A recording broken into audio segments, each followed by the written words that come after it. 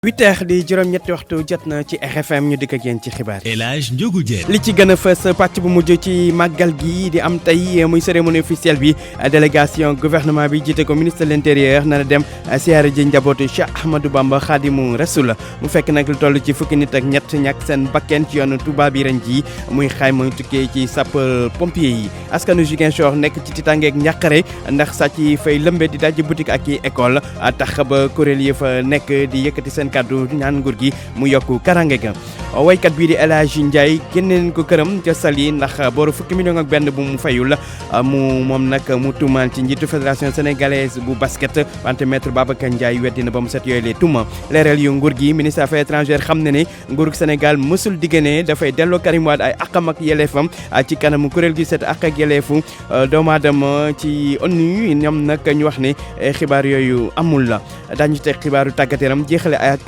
gan gi di Awa Diop Pathé Ndiaye bokk ci kuréel gi ëmb ay doomu Sénégal yu nekk ci Espagne ñuy waxtaanee ak moom ci wàllu nekk ñu doomu Sénégal yi ca bitim réew nag noonu tam li ñu faral di leen di fàtt mu nekk li gën a fës ci xibaar yi su leen ci ay faram. El Hadj Ndiogou Diène Abdou Thiam moo nekk ci technique bi mbokk yi ñu leen di nuyu di rafetlu bu baax a baax seen ànd ak rajo Futurs Médias xibaar suba gi dañ koy door ak Fatou benn électricien bu doon liggéey di defar projecteur yu sat ma wadd ca Ndar ca la nag daanu daal di ñàkk bakkanam am na keneen ku mu doon liggéey ndool moom tamit jël ñu ci gaañu yu métti leerale ak Mouhamed Nabi Sila. Pape Ndiaye benn ci ñaari électricien yéegoon ci kaw projecteur yi nekk ci stade Mawade Wade dafa daanu ñàkk bakkanam ci saa si jéye ju ni mel dal Pape Ndiaye mi ñàkk bakkanam ak naataangoom bi nekk ci hôpital jóge ci daanu bu ñu def ci poto jóge ci lu ëpp fanweeri mètre laata ñuy egg suuf ci xabaar yi ñu jot sax naataangoom mi ngi woon ñu dalal ci nu mu gën a gaawee ci l'hôpital bu Ndar fi nga xamee ni ñoo ngi koy def faj bu tàng lu ëpp ay bis ñu nemmeeku woon ay ampoule yu bare yàqu ci stade Mawade Wade tey jii mu doon lu ñu amoon yéene defar ak agent électricien yu commune yi nga xamee ni jot nañu am ay jafe-jafe ba kenn ñàkk ci bakkanam enquête tijji nañ ko ngir xam accident bi ni mu demee laata ñuy situer responsabilité yi yenn ci ay xabaar yu ñu taataan ci ay nit xamle nañ ni support ya nekkoon ca kaw projecteur yooyu dafa yàqu woon ba tax ku doon yéeg ci kaw waroon na yokk matuwaay ci wàllu kaaraange laata muy jéem a réparer lamp yi lee néew Pape Ndiaye di électricien ci commune bu Ndar yóbbu nañ ko ci morgue l'hôpital bi Pape Ndiaye ràññeeku woon lool ci xarañte disponibilité bu mu amoon ca liggéey bi mu dëddu àddina wàcc soxna ak benn bant RFM ci Ndar Géej Mohamed Nabi Sila wax ci doomu Sénégal di Modou yi ñu faral di fàtt bitim réew bi ci mujj nag di doomu médiateur de la République Abdoulaye Cissé ñu fàtt ko bërki demb ci Amérique di loo xam te ne nag métti na lool doomu Sénégal yi nekk ci bitim réew ki nga xam te ne nag mooy Awa Diop Pathé Ndiaye moom jiite association jàppo bokk tam ci ñuy sos mbootaay gémb kuréel doomu Sénégal yi nekk foofu ci Espagne di koy ñaawlu muy wax doomu Sénégal yi ñu moytu bu baax ñu déglu ko moom Awa Diop Pathé Ndiaye ci micro Jo Maron. mbir moomu am États-Unis fële ci dal doomu médiateur de la République maître Alioune Badara Cissé maa ngi koy naqarlu maa ngi koy massawu maa ngi koy jaale mais xam ngeen problème yi nga xam ne moom la migration aux États-Unis di jànkonteel bokkul ak problème bi nga xam ni immigré bi nekk Espagne moom lay jànkonteel problème yi en général dañu bari ku nekk nag sa type de problème parce que ku nekk ak sa ni dëkk bi la accueillir li mu teg ak li mu tëral ak charte yi mu bëgg moo tax en général les problèmes ne sont pas les mêmes nit dina fi faatu wala ñàkk fi bakkanam ci loo xam ne nit ñi dañuy defe ni dafa am lu ko sabab fekk xëy na erreur lay nekk wala ñàkk xam wala ñàkk topp règle ak loi yi nga xam ne moom la dëkk ba joxe te loolu en général autorité mënu ci dara autorité li mu mën xëy na mooy accompagner laan ñun en général on les accompagne les organismes sociaux les daïra les associations en général ñoom ñoo am rôle bi nga xam ni ñoo war a di éduquer di jàppale seeni ñoñ mooy di leen teg ci yoon bi nga xam ni moom la loi bi bëgg te loolu en général bu amee rek mooy problème dafay daal di wàññeeku ba nga xam ne yii nga xam ne moom la nit ñi jooy te ñu naan am na solution amul solution. mu newoon Awa Diop Pathé Ndiaye di doomu Sénégal buy dund ci Espagne jiite kuréel gii di association Jàppo ñu fàttali ne moom bu yàggul sax lii di police bu Espagne daal na koy décorer ndax taxawaayam ngi jàppale ñi nga xam te ne ñooy jógee bitim réew nekk foofu la ci Espagne ñu yokk ci tamit ne am na lu weesu Abdoulaye Cissé di doomu Maître Alioune Badara Cissé médiateur de la République am na beneen doomu Sénégal Djibi Dial moom tamit dañ ko faat ci Amérique loolu bërki démb la woon ca dëkk bi di Philadelphie juróomi minute moo tegoo ci 8 heures. pour man RFM mooy rajo bi gaaw ci xibaar yu wóor. RFM xibaar yu wóor te wóor. wax ci xew-xew bi màggalu Touba ñu doon ko amal nag démb tey nag lépp di jeex ak li nga xamante ne mooy cérémonie officielle bi kii nguur gi nag nar a yónnee délégation ngir dem ziyaara ji njabootu Cheikh Ahmadou Bamba Khadimu Rasul délégation bu nguur gi nag ministre de l'intérieur Aly Ngouille Ndiaye moo koy jiite ñu nar a dem nag ziyaara ji xalifa général des Mourides ak njaboot gi di xalifa général des Mourides Serigne Mountakha Bassirou Mbacké xew-xew boobu di cérémonie officielle RFM ni mu koy defee boobu ba léegi kon daañu ci ànd ak sunu ndaw yéen ñu teewal ca Touba ngeen mën ko déglu en direct Touba ba léegi màggal gi ak tali yi accident yu bëri am na ci mu toll nag ci téeméer ak ñaar fukk ak ñaari accident fukki nit ak ñett ñàkk ci seen bakken buñ sukkandikoo ci xayma yu sapeur pompier yi leerale kenn ci sunu ndaw yi Daouda Diouf. màggal gi bu dee am na ñu noppalawul xel yëpp mën nañ dem ci sapeur pompier yi ñeent fan yi nga xamante ne nekk nañ fi doon liggéey boo xamante ne bu am solo bu ñu fi def ndaxte ren sax li nga xamante ne def nañ ko ay génn maanaam dem ay secourir nit ñi ëpp na doyo lool ndaxte ñaar téeméer ak fanweer ak juróom-ñett gi génn lañ def ñu gis ne nag accident yi doon na loo xamante ne lu fi tar la ñaar téeméer accident ak ñaar fukk ak ñaar la ñu fi jàpp wante nag am na fukk ak ñett ñoo xamante ne jot nañoo ñàkk seen bakkan li ñi nga xamante ne dañoo feebar ci mbaat mi sax ñu fekk leen fa sapeur pompier na lim bi toll na ci fanweer ak ñett yoo xam ne jàpp nañ ko comme nag Touba dafa am ay jafe-jafe ci mbirum ndox mi ñoom nag lu tolloog ñeent fukk ak juróom-ñeent sotti yoo xamante ne daal def nañ ko pour wut ndox di ko may ñi nga xamante ñooy askan wi ñu gis ne nag moom ren li ñuy jàpp ci li nga xamante ne ñoom am na ay loraange ci mbirum accident yeeg lu nu mel toll nañ ci ñetti téeméer ak juróom-benn fukk ak juróom-ñett lakk nag yi jot nañ ko nemmee ko fii ci Touba ñu ne nag ñoom atum 2019 bi li nga xamante ne daal lim nañ ko ci ay doomu aadama ci ñi am loru ak accident yi moom moo ëpp yëpp at yi nga xamante ne moom la ñu am te nag de màggal gi jeexagul chauffeur yi nag ñoom nu leen neex la ñuy dawee nu leen neex la ñuy def bañ a respecté li nga xamante ne moom mooy code de la route ba mun ci indi ay jéya Daouda Diouf mën a jox yéen fii ci Touba ci Touré RFM. Daouda Diouf des foofa ca Touba ak coow li nga xamante ne ñàkkum ndox ci màggal gi jur na ko fa ki nga xamante ne mooy directeur bu OFOR doon xam ne fukki quartier rek moo am jafe-jafe ndox ci lu toll ci téeméer ak fanweer ak ñetti quartier waaye nag loolu ki nga xamante ne moo jiite daayira Maw Rahmati kuréel gi di Maw Rahmati daal na ko yóbbu moom set wicc nee neen loolu amul daanaka koñ ëpp loolu koñ yëpp ami jafe-jafe ci wàllu ndox ñoom nag ñuy sàkku ci gouvernement bi mu jël matuwaay ngi saafara jafe-jafe ndox yi nga xamante ne saa su ne day am ci màggal Touba Moustapha Dieng jiite kuréel gi di Maw Rahmati ci micro Mohamed Diop. directeur régional OFOR Seyni Ndaw wax na ne fukki quartier dong ñoo am ay jafe-jafe yoo xam sax poche la wax du fépp ca quartier mais ay koñ ca quartier yooyu loolu wax dëgg yàlla méngoowut ak li am jafe-jafe yu tar am na fi ci mbirum ndox mi kooku quartier yëpp la man damaa jàpp ne mbir bu xewee ne fàng nga di ko jéem a nëbbu loolu wax yaakaar naa wax di yàlla di lu gën taxaw fii naan téeméeri quartier ak fanweer ak juróom-ñett fukk quartier rek ñoo ci am ay benn gox yoo xam ne am na ay jafe-jafe loolu wax di yàlla naa yaakaar naa ne jaaduwul kon nag bu ñuy xewee li ñu war a def surtout ñoom yëgee ci mbirum hydraulique seet lan la lu ko waral wax ko autorité yi autorité administrative yi président bi gouvernement bi waaye it autorité religieuse yi dirigé yoonu murit mu Sëñ Muntaxa ak njabootu Sëñ Tuubaa bañ xam comme ni ko président de la République bu waxee ñu ngi saytu réseau bi ak leneen ànd ak moom parce que jafe-jafe yi moom xam naa ne nag du réseau bi dong réseau bi ci la waaye am na leneen mbiri forage war nañ ko seet boo waxee rek ñu ne ñaar fukk ak juróom-ñeent ci forage yooyu aussi du yëpp ñoo doxee dañ waroon doxee yaakaar naa loolu fi ne mu attitude bi nga xam ne moo responsable waaye depuis démb ci rajo yi wax naan dara xewu fi ndox dana am tey ñu ne bi ndox mi bi mu ne fàng na feng ñëpp di ko gis kenn ku ne di ko gis jafe-jafe na tar leen li sax daanaka day mel ne xaw a ñàkk respect nit ñi nga xam ne ñoo sonn ci dëkk bi la. mu nekkoon Moustapha Dieng moom nag moo jiite kuréel gii di Maw Rahmati nekk ca Touba yeneen i xibaar kon ñeel Touba ci kanam lay doon ñu nar a ànd ak yéen ci cérémonie officielle bu màggalu ren gi. ak RFM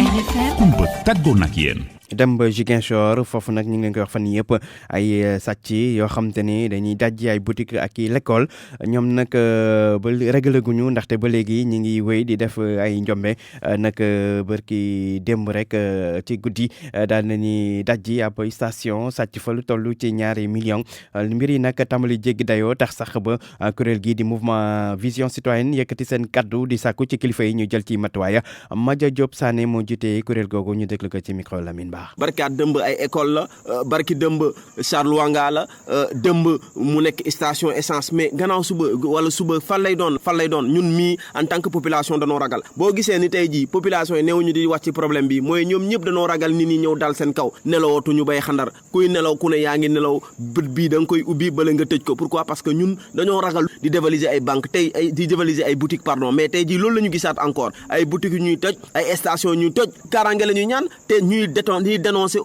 attitude autorité yi c'est-à-dire ñoom bu fekkee loolu du ñoom rek ñoom dafa mel ni seen yoon nekku si ñun ñu ngi loolu la ñuy dénoncer mënuñu fi nekk ay gouverneur mu ngi fi préfet mu ngi fi keneen ak keneen mu ngi fi wala nekk ñi aar suñu kaaraange ñooñu noonu kenn du leen dëgg kenn du leen gis lii nii ñaata yoon la bii mooy presque 6e fois wala 7e fois ñu ngi dëgg lii te autorité ñu ngi leen di na fii ak ay ñu ngi leen di may ay fan bu ñu yëngatul ñun dinañu wax ñëpp ñi nga xamante ne ñu ngi ñaan jàmm Casamance association de femmes muy plateforme muy COSPAC muy ñeneen ak ñeneen ñi nga xamante ne ñëpp ñu ngi wax ci jàmm Casamance lii la li nga xamante ne lii nii daf ñu tiital donc nañ ci jóg ñun ñëpp ñu wax ci wala ñu dox ñaxtu ko. wala ñu dox ñaxtu ko ñu wax ci wàllu ndox ñaxtu ko di kàddu yi Madia Diop Sané moom moo jiite kuréel gi di mouvement vision citoyenne nekk ca Ziguinchor waykat bii di El Hadji Ndiaye di waykat bu siiw lool ak woyam di mu tëdde woon bonjour comment ça va comment va la santé moom nag démb dañoo bubbi bagaasam génne ko ca këram ga mu dëkk ca Saly li ko waral mooy boru fukki million ak benn boo xam ne ko amal benn waay kooku yóbbu ko ci yoon ba ñu génne ko moom nag mer na lool ci mbir moomu ki mu ci tuumaal mooy maître Babacar Ndiaye nee na nag président fédération bu basket dafa am benn projet ak waa NBA di projet boo xam te ne dañuy soxla suuf moo tax ñu bëgg a jël këram googu teg ci loxo Abdourahmane Diallo. aw ma liggéey damay jaay def ma leneen lu dul jaay amul gaaw amul dibéer ni lay suturloo. El Hadji Ndiaye bu yor gitaaram toog ci diggu tali bi bagage am ñu ngi koy sandi fu ne dañ ko génnee ci këram gi nekk Saly Ngérigne Bambara. sànni suma alal ci biti dajji suma podium xoolal panneau solaire yi fii panneau yi xool nuñ ko foqatee xool groupe électrogène yi xool suma guitare yi xool batterie yi xool nuñ ko sànnee illégalement. ki fu wéy bi ñu duppee bonjour comment ça va comment va la santé bët yaa ngi fees dëll ak rongoñ muy wax ni mbir yi demee. coow li daal mi ngi tàmbalee ci ma yoreel nit 11 millions jox ko garantie plus de 150 millions malgré ça ñu foqati suma kër Ngeexoox ñu jóge ci loolu ni kër googu ñu ngi leen ko joxe 4 millions léegi il faut que ñu mottali seen 7 millions léegi ñu attaqué directement tool bi adjugé ko tool bi def na juróom-benni téeméeri millions tey jii tool bi njëgam ëpp na 1 milliard. woykat bi nag di joxoñ baaramu tuuma njiitu fédération sénégalaise bu basket. kooku ma amal problème bi am na ñeneen ñi nga xam ne duñ ca dugg ñi nga xam ne duñu wax ni duñ leen ko jaay un certain Thierno Seydou Dieng mais Thierno Seydou Dieng boobu convoqué nuñ ko plusieurs fois à la gendarmerie il n'est pas venu même le tribunal l'a convoqué il n'est pas venu j'ai les preuves de tout ce que je dis maître Babacar Ndiaye moom mooy avocat am mais keroog laa toog ba ci yàgg kenn woo ma il est prêt à témoigner kenn woo ma ni ma mais grand gis naa sa tool bi duñ ko bëgg def un espace pour la NBA. El Hadji Ndiaye ak njabootam ak ay wéykatam ñoom ñëpp ci biti lañu daal di fanaan wéykat bi jokkoon ak ay avocat am ngir dëgg bi feeñ RFM Mbour. Abdourahmane Diallo ki ñu tuumaal ci mbir moomu kon El Hadji Ndiaye tuumaal ko di maître Babacar Ndiaye président fédération bu basket RFM jokkoon ak moom nee na du ci wax waaye li mu leeral rek moo di ne yoon moo santaane ñu daal di saisir këru ki nga xam te ne mooy woykat bi di El Hadji Ndiaye ci wàllum bor boobu wax ci leneen di mbirum Karim Wade jamono ji nag coow li jibaat gannaaw bi nga xamante ne ay xibaar jot na ci ne ca kanamu kuréel gi seetu ak yelleefu de organisation Nations Unies Sénégal nag nee na noppi na ngir daal di delloo Karim Wade lépp luy àq ak yelleefam waaye nag lu ni mel xibaar boobu ñi nga xam te ni ñooy waa ministère des affaires étrangères weddeen ko ba mu set wi ci neneen Sénégal mësul jël engagement bu ni mel ndaxte fa ñu taxawoon ba léegi fa la ñu taxaw ci mbirum Karim Wade communiqué ministère des affaires étrangères Amadou Sabar Ba. ministère bi ñu dénk wàllum affaires étrangères ak sénégalais yi nekk ci biti réew di leeral mbir mi di xam ne délégation bu Sénégal mësul jël ay engagement jëmale ci li nga xam ne mooy réhabilitation ci ki nga xam ne mooy Karim Wade wala sax benn réparation sanction ci préjudice boo xam ne sax dañoo jàpp ne moom lañ ko teg. ci benn communiqué ministère bi di dëggal ne Sénégal participé na ci ñaar fukkeel ak juróom-ñaari session bu comité des droits de l'homme bi amoon ci 14 ak 15 octobre bii ñu génn loolu yëpp ngir présenter juróomi rapport périodique am comme ni ko article 40 bëggee bi nga xam ne sax moo tënk lii di pacte international jëmale ci li nga xam ne mooy droit civil et politique. ñi nga xam ne ñoom la ñu dénk diplomatie sénégalaise di leeral na ci benn dialogue interactif bu amoon foofu te nga xam ne sax dañ ci waroon présenter lii di rapport bi benn expert ci comité bi moo jóg taxaw rek laaj délégation bu Sénégal ay xibaar jëmale ci li nga xam ne mooy état de mise en œuvre ay contestation ci li nga xam ne mooy affaire Karim Wade boobee contestation sax xam ne dañ koo joxoon nguurum Sénégal ci octobre 2018 bi ñu génn. communiqué bu ministère des affaires étrangères di jeexalee ne yooyu li xibaar yi nga xam ne ñu ngi ko publier ci réseaux sociaux yi ak li nga xam ne mooy site en ligne yi dara wéru ci te loolu yëpp day wane ne ñiy wax lu ni mel dañoo xamul benn yoon procédure yi nga xam ne mooy droit sénégalais waaye rawatina tamit taxawaayu Sénégal ci mbir moomee. Amadou Sabax baax wax ci nawet bi nag des na kon jeexagul bu ñu sukkandikoo ci waa météo nee neen sax ay taw mën nañ koo xaar ci njeexitalu ay bés bi ci biir réew mi docteur Ousmane Ndiaye directeur de l'exploitation ci ANACIM ci jokkoom ak Oumar Mbow. ren jii bu ñu xaymaa ci fan yi ñu nekk mooy commencé octobre ci ñu nekk le 16 comparé ko le 16 yeneen at yi région yi nga xam ni ñoo am taw yu doy yoo xam ne sax ëpp na lañ daan yaakaar mooy waa Kolda lépp lu jëm ci Kaolack lépp lu jëm ci Louga ak li ko wër ak Ndakaaru yooyu zone moom xam nañu taw yi moom vraiment bëri na lool ba ëpp na sax dañ daan faral di am béréb yi nga xam ne nag ñoom ñoo am taw yoo xam ni ñoom ñoo néew mooy lépp lu wër Ranérou daal boo xam mooy centre bi lépp lu mel ni Podor Matam ak jàpp tuuti Linguère yooyu daal dañu am taw yi nga xam ne daal ñu koy comparé duñu daan am taw yi bëriwul lool ci taw ñu ngi yaakaar encore yeneen taw yi ñëw incha allah ci fan yi xam naa ne nag fan yi moom dañuy yaakaar mooy am tekkaare la ñuy yaakaar ci semaine bi léegi semaine tey ba samedi jàpp dimanche lundi incha allahu rabbi daal jàpp nañ ne 24 ci octobre yaakaar nañu am beneen taw buy ñëw bu dee dañuy app te app yi xaw a sori tuuti day difficile ñoo exactement taw bi muy toll yu mel noonu natt ko day difficile. RFM bitim réew. xibaaru bitim réew dañ koy door ak Guinée Bissau lu jëm ci élection présidentielle ya fa war a am kuréelu mbootaay xeet yi di ONU di sàkku nag ñu daal di sàmmonteeg app gin ko jàpp waaye ci jamono jooju nag ki nga xamante ne moo yor kàddu commission bi seetu wote yi ne nag ragal na ay jafe-jafe ndax ñàkkum koppar leeral rek noo amankali. ci déclaration boo xamante ni moom la publié mission intégrée bu Nations Unies pour la consolidation de la paix en Guinée-Bissau bu ñu ne UNIGUIS moom dafa ne conseil de sécurité mu ngi encourager communauté internationale ndax mun a indil ndimbalam ci Guinée-Bissau pour mun a organiser élection yi waaye tamit mun a respecter seen dig yoo xamante ni moom la ñu diggoon Guinée-Bissau ci seen jàppale technique ak financier tey commission nationale électorale bu Guinée-Bissau à travers secrétaire exécutif am moom dafa ne date élection présidentielle boo xamante ni war na am ci ñaar fukki fan ak ñeent boobu mun na nekk mu bañ a am ndax fu ñu toll ni communauté internationale ba léegi moomu joxangul xaalis boo xamante ni moom la ñu war a jox conseil de sécurité bu Nations Unies moom dafa ñaan acteur politique bi yu Guinée-Bissau ndax ñu mun a veiller tamit ci bon fonctionnement ak stabilité yu institution de l'État waaye tamit ñu utiliser ay procédures juridiques ak constitutionnelles pour ñu mun a régler bépp bañ a déggoo yoo xamante ni mun na am waaye tamit dañ leen di ñaan pour ñu mun a bañ a def ay acte de violence waaye tamit ak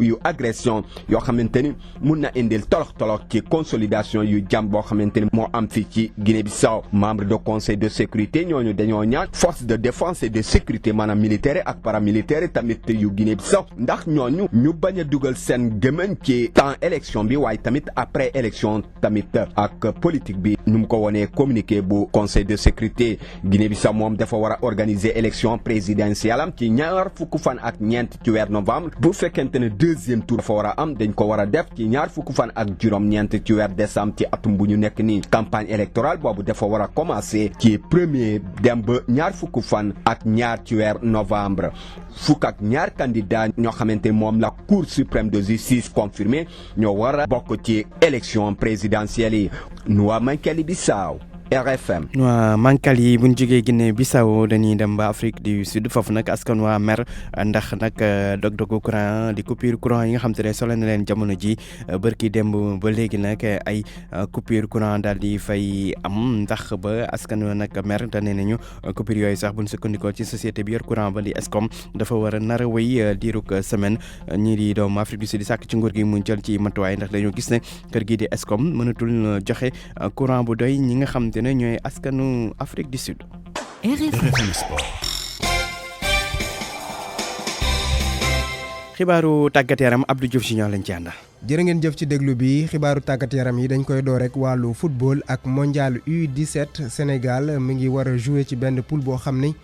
jàpp nañ ne war nañ caa mën a génn ndax États-Unis la mi nga xam ne sax daanaka moo ëpp doole ci boobu les groupe ànd ceeg Pays-Bas ak Japon ñaar ñooñee nag ay outsider lañu waaye ñu war a jox cër lañu Sénégal nag mu ngi war a door ak États-Unis groupe D bi ñan ñoo ca nekk ak lan mooy seen dayo Mamadou Oumar Ba. équipe bu Sénégal bu U17 war a jongante coupe du monde ba war a am ca Brésil Sénégal nekk ci groupe D bi bokk kook États-Unis jëloon 3e ci poulam coupe du monde bi amoon atub 2017 ca Inde waaye loolu terew ko woon qualifié ndaxte bokkoon na ci ñeenti équipe yu gënoon baaxle différence de but États-Unis mujj dem ba quart de finale laata Angleterre di ko dóor ñeenti bal ci benn mujj wéy ci compétition bi ba jël coupe bi États-Unis di équipe bu mat a bàyyi xel ndaxte ci qualification yi dóor na fi Guadeloupe juróom-ñetti bal ci dara Panama ñetti bal ci dara ak Canada itam ñeenti bal ci dara beneen équipe bu Sénégal bokk ak poule di Japon jël 2e ci groupam daaw waaye mujj toogee 8e de finale atum 2017 moom itam Angleterre moo ko toogloo keneen ki di Pays-Bas di équipe bi nga xam ne ràññeewuñ ko lool ci compétition bi Sénégal ci ñeenti matcham yu mujj dafa témboo ak Maroc ak itam Cameroun waaye Guinée moom dafa dooroon Sénégal ñaari bal ci benn même su dee Guinée après mujjul dem ndax njuuj njaaj yu mu amaloon ci at yu zóoram yi Sénégal war a door matcham bu njëkk dimanche bi 27 octobre war a tase ak États-Unis ba léegi ak mondial U17 boobule benn décret présidentiel a ngi nii boo moytuwul dina tere doomu Samuel Eto'o mu bokk ci jongante bi foofee ca Cameroun kon Etienne Eto'o mi nga xam ne moom ak yeneen juróomi naataangoom bitim réew la ñuy football décision bi nga xam ne njiitu réew mu Cameroun jëloon na ko ci atum 2014 di wax ni képp kuy football ca bitim réew doon ab gune doo mën a ànd ak équipe nationale bu Cameroun daal di football loole nag tax na ba njàqare am rawatina ci ki leen di tàggat doomu Samuel Eto'o boobee soo moytuwul du mën a bokk ci liste bi donte sax neewoon na am na mbégte bu baax a baax mën a ñëw daal di sol yére yi nga xam ne moom la papam doon sol ngir footballal waa Cameroun Thomas Libi mi nga xam ne moom moo leen di tàggat nag nee na tiitaange la ci am ak njàqare te yàkkamti na ñu ubbi yëf yi ba mu xam kan lay jël ak kan lay bàyyi waaye Seydou Mbombom Joya mi nga xam ne moom mooy jiitu fédération bu football bu Cameroun nee na ko daal yooyu yëpp na nga ko tegee nële te nga def sa liste nga jébal ma ko loolee kon ba léegi ab coow la bu des ca Cameroun na ci wàllu bitim réew Europe championnat yi dafay dooraat tey jii ak tey ci ngoon jongante boo xam ne ñu ngi koy xaar diggante leader bi Paris Saint-Germain ak Nice muy 10e journée bi waaye nag sénégalais bi di Idrissa Gana Gueye du bokk ci boobule jongante ndax dafa am gaañu ci tànk bi la ca topp ëllëg lay doon ci samedi ji ak Lyon Dijon Toulouse Lille Angers Brest Metz Nantes ak yeneen i jongante yëf yi dimanche lay jeex ca Espagne moom daañu door juróom-ñeenteelu bëccëg bi ak Granada Osasuna tey ji ci ngoon ëllëg nag Barcelone dina football ak waa Eibar Real Madrid ak Mallorca lay doon Atlético Madrid Valence Getafe Leganés ak yeneen i jongante ca Angleterre juróom-ñeenteelu bëccëg bi Everton West Ham Chelsea Newcastle Tottenham Watford Leicester Burnley Crystal Palace Manchester City waaye nag choc bi moom ñu ngi koy xaarandi dimanche lay doon diggante Manchester United ak Liverpool bu Sadio Mané ca Italie juróom-ñetteelu bëccëg bi Naples dina dalal Hellas Vérone Naples bu Kalidou Koulibaly Juventus bu Cristiano Ronaldo ak Bologne lay doon Lazio Rome Atalanta ca Allemagne Augsbourg Bayern Leipzig Wolfsburg Borussia Dortmund Borussia Mönchengladbach ak yeneen ni jongante moom la ñuy xaar ëllëg ci samedi ji dañu koy daane lekk wàllu judo championnat du monde junior yay am fële ca Marrakech ca Maroc Sénégal moom benn chance rek la am tey jii muy Yacine Diatta ndax moom mooy kenn koo xam ne ba léegi des na ci boobu la jongante ñu koy xaarandi tey jii ci ajjuma ji dina ànd ak pression nag ndax ñamu àndaloon dañ leen daan rawatina démb kii di Anna Siga Faye mi nga xam xam ne ci moom lañ gënoon am yaakaar moom moo nekkoon numéro 1 mondial ci wàllu catégorie waaye dañ ko éliminé ci premier tour bi loolee nag nekkoon ab choc ci moom ba tax na tey ji Yacine Diatta kon moom la ñu yaakaar ni dina am médaille ci wàllu Sénégal fii la ñuy yem ak yéen ci seen xibaaru tàggat yaram yi di leen jaajëfal ci déglu bi. ñu koy jaajëfal moom tamit Abdou Diouf Junior. gan gi ni leen ko waxee di Awa Diop Pathé Ndiaye moom di doomu Sénégal bu nekk ca Espagne jiite fa ak kuréel di association Japon bokk tam ci ñi sos mbootaay gëm association ay doomu Sénégal yu nekk foofule ca Espagne bokk na nag ci li muy waxtaane nekkinu doomu Sénégal yi ca bitim réew waaye tamit li ñu faral di leen di faat moom Awa Diop Pathé Ndiaye seq waxtaan ak Jomaroon. Awa Diop Pathé Ndiaye ñu ngi lay nuyu. salaamaaleykum mbokki auditeurs yi RFM yi maa ngi leen di nuyu maa ngi leen di ziar. yow interprète nga yaa jiite kuréel gi ñuy wax Japon nekk fale ca réewum Espagne foofu lañ lay woowee sax police bu réewum Espagne moo la sargal ci rawatina nag bi nekk ca Tenerife lu waral sargal boobu réewum Espagne def. distinction boobu nag dama foog ni li ko waral dafa bokk ci li ñu ni ñoom jàpp nañ ni maa ngi liggéey bu xarañ maa ngi liggéey boo xam ne jàpp nañ ni jigéen bu liggéey bu jéggi dayu la di muy liggéey boo xam ne liggéey interprète la traduction. mooy bu fekkee ne dafa am migrant bu ñëw te déggul làkk bi man daanaka maay dox seen diggante man maay wax di traduire ñoom it la ñu bëgg maa leen koy traduiral mooy jàpp nañ ne kon liggéey boobu maa ngi koy defee ni mu waree te rafetlu nañ ko moo tax ñu jox ma distinction boobu. distinction boobu lan la war a soppi ci sa liggéey. distinction boobu xëy na mënul changer dara li mu mën a changer mooy dafa war a yokk day yokk effectivement diggante bi nga xam ne dafay gën a ratax. parce que ñoom bu ñu demee tey ba distinguer benn doomu sénégalais boo xam ne dafay traduire mooy nekk seen diggante ñoom di relayer li kii di wax ak li kii di wax mooy man dama jàpp ni li muy def mooy lu di yokk ak di rataxal diggante bi te maa ngi koy rafetlu lool di ci kontaan. def nga lu weesu ci ñaar fukki at ak juróom-benn ci réewum Espagne wax ñu yan jafe-jafe la doomu sénégalais yi nekk foofu di jànkonteel fi mu ne nii. benn problème laa gis ne boobu ba léegi dafa mel ni mooy problème bi nga xam ne moom la sénégalais yi di jànkonteel te muy problème bi nga xam ne moo leen gën a yitteel muy problème mu documentation parce que xam nga boo ñëwee bokk na ci li tax nga war a jëkk am kayit problème documentation muy passeport te xam nga ku ni passeport ni carte d'identité wala ku ni passeport da nga naan extrait de naissance ba pare soogay wax carte d'identité donc sénégalais yi problème bi nga xam ne moom la ñuy gën a jànkonteel fii problème de documentation d'abord la documentation bi nga xam ne moom la leen seen pays d'origine di jox ba pare suñu paree nag ñu soogay jublu ci problème mu documentation bi nga xam ne moom la ñuy soxla fii pour mën a am kayit fii problème documentation boobu en général tamit yàlla dogal na dinaa ci yëngu lu bare parce que médiatrice interculturelle laaw donc dama leen di jàpp ci bare loo xam ni man it maay nekk seen diggante ñoom ak institution bi nga xam ne moo war a joxe kayit yi mais en général problème sénégalais moom problème bi ñu am fii daal boo xam ni yàlla def na consulat général mi ngi koy saafara par l'intermédiaire d'une valise diplomatique valise bi nga xam ne moom la ñuy yóbbante muy dem ci dëkk gox-gox yi nga xam ne mooy yi gën a sore di defaral nit ñi documents yi nga xam ne moom la ñuy soxla pour mën a dugal seen i kayit fii kon problème boobu rek mooy li nga xam ne moom gouvernement Sénégal bu ci mënee jàpp ba loolu di gën a fréquent parce que nit dina fi ñàkk kayit ñàkkaat fi kayit ndax ñàkkum passeport kon nag ñu xam ni problème bi nga xam ne daal moom lañ fi nit ñi gën a jàppanteel problème administratif la. te lan nga yaakaar ne war nañ ko mën a def ngir wàññi jafe-jafe yooyu nga xamante ne doomu sénégalais ñu ngi koy am foofu ngir ñu réussir seen intégration. problème d'intégration